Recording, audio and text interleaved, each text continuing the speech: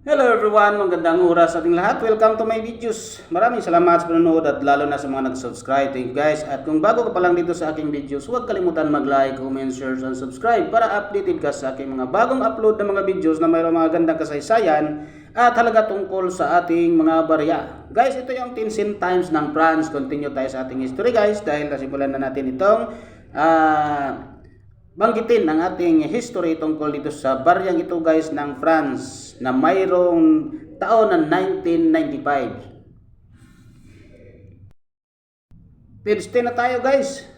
Si Louis XIII from 1641, Louis the Argent of Louis XIII 1642 and Louis d'Or of Louis XIII 1641. So maraming Louis pala ito guys. And the 17th century King Louis XIII abolished its unpopular coinage of France and echoes in the favor of Spanish modeled coins.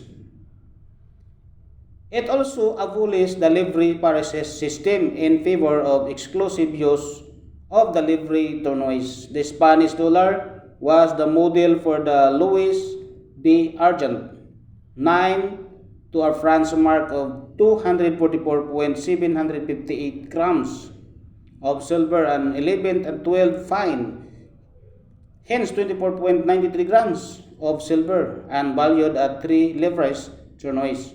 The Spaniel double doubloon or 2 escudos coin was the model for the Louis d'Or 36 and 1/4 to a French mark of gold and 11 to 12 fine, hence 6.189 grams fine gold and valued at the 10 livres. Louis d'Or of 24 livres from 1788.